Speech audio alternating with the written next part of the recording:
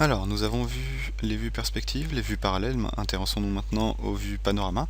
Donc, un panorama, c'est quoi? C'est la possibilité en fait de créer une visite virtuelle de votre projet. Donc vous allez voir que c'est extrêmement intéressant parce que ça combine un petit peu le côté facilité de réglage des vues perspectives en enlevant un peu la complexité de l'animation. Par contre, ça combine aussi le côté un petit peu visite que peut apporter une animation, un film que vous auriez réalisé. Alors, par défaut, vous allez créer, donc vous voyez ici un panorama. Donc là, j'ai un panorama qui s'appelle panneau démo, et juste en dessous, j'ai un nœud qui va s'appeler default. Donc je vais afficher la vue 2D, et vous allez voir qu'on va travailler avec la 3D et la 2D. Donc ici, voilà, j'ai une vue intérieure. Alors, ce qu'on va faire, c'est qu'on va faire une petite visite. Je vais juste activer ici la coupe pour voir en fait les pièces intérieures. Voilà, très bien. Et je peux visualiser donc mon premier nœud de panorama. Ok, donc il s'appelle default. On voit qu'il est dans le salon. On va l'appeler par exemple salon. Ok. Ensuite, vous allez maintenir la touche Alt et vous allez glisser ce nœud là. Quand vous allez glisser ce nœud là, vous allez créer donc un nouveau nœud que vous allez pouvoir aussi renommer. Donc vous voyez que là je vais l'appeler par exemple cuisine. Je vais ensuite recréer un autre nœud, toujours pareil, cette fois-ci ici dans la chambre, que je vais appeler chambre.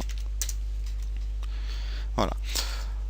Ensuite, pour chaque caméra, vous allez pouvoir maintenant, pour chaque nœud, vous allez pouvoir définir un parcours. Donc vous voyez qu'ici on a un panorama général qui s'appelle panneau démo avec 3 nœuds qui composent ce panorama. Maintenant vous allez pouvoir définir une visite. Une visite c'est quoi? Ça veut dire tout simplement qu'ici quand je suis par exemple dans le salon, je vais pouvoir en fait visualiser le mot ici, un bouton cuisine, pour en fait cliquer dessus et me rendre directement dans la cuisine. Donc je vais glisser en fait du salon, du nœud salon vers le nœud cuisine, vous voyez, tout simplement avec ma souris. Donc je vais relâcher directement ici et ça va créer automatiquement donc un lien qu'on peut visualiser ici. Quand un lien est créé, vous voyez que maintenant le nœud cuisine apparaît ici, je peux cliquer dessus et donc bien basculer d'un nœud à l'autre. Je vais pouvoir faire la même chose ici en par exemple liant la cuisine à la chambre. Donc vous voyez que j'ai maintenant le nœud chambre qui apparaît et pareil, je vais pouvoir ici de la chambre aller vers le salon pour visualiser donc le nœud salon et le nœud cuisine. Autre chose à faire éventuellement, vous allez pouvoir aussi paramétrer l'orientation de la caméra par défaut. Alors vous voyez qu'ici le nœud salon en blanc est le nœud par défaut, donc ça va être le nœud de départ celui-ci. On a une flèche rouge qui va correspondre à l'orientation de départ de la caméra. Okay, donc vous allez pouvoir positionner, vous voyez, cette petite flèche rouge où vous le souhaitez pour positionner votre caméra telle qu'elle quand vous ouvrirez le panorama. Et pour chaque nœud, vous aurez une flèche à positionner. Vous voyez que par exemple pour la cuisine aussi, je vais pouvoir définir une position standard pour ce nœud là, et pareil pour la chambre, pour viser là où je le souhaite. Une fois que vous avez fait ça, le panorama en lui-même ici, la visite virtuelle est terminée. Vous allez pouvoir ajouter d'autres options. Alors, première option, je vais pouvoir par exemple ici ajouter une vue parallèle. Donc on a vu comment créer des vues parallèles auparavant. Ici on va peut-être par exemple créer une vue de dessus. Donc voilà, je vais par exemple zoomer un petit peu. Ok, ça me paraît pas mal. Je vais afficher ici la vue de côté pour aller couper mon modèle. Ouais, et donc là je vois l'intérieur. Ben, ça peut me suffire. Ok. Si maintenant je retourne ici, donc ça je vais l'appeler vue de dessus. Si je retourne donc maintenant dans les panoramas, donc j'appuie sur la petite flèche blanche panorama. Ici, je vais pouvoir tout en haut à gauche ajouter aussi un mode de navigation par vue de parallèle. Donc c'est assez pratique parce que quand on va calculer le panorama, il va nous générer en fait une vue de dessus. Okay. Voilà, donc il va générer une vue de dessus et j'aurai donc la position des nœuds pour les rendre cliquables et naviguer ensuite dans ces nœuds-là. Autre possibilité, ici je vais donc maintenant activer les paramètres de rendu.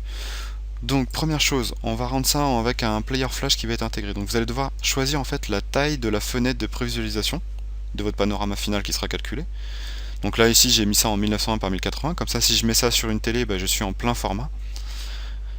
Ensuite vous avez la seule chose différente par rapport aux autres paramètres que vous pouvez trouver dans les autres modes, c'est la taille du rendu. Donc pour avoir la meilleure qualité possible, il faut calculer des images de 2048 pixels par 2048 pixels. Pourquoi? En fait, un panorama dont chaque nœud, on va calculer 6 images.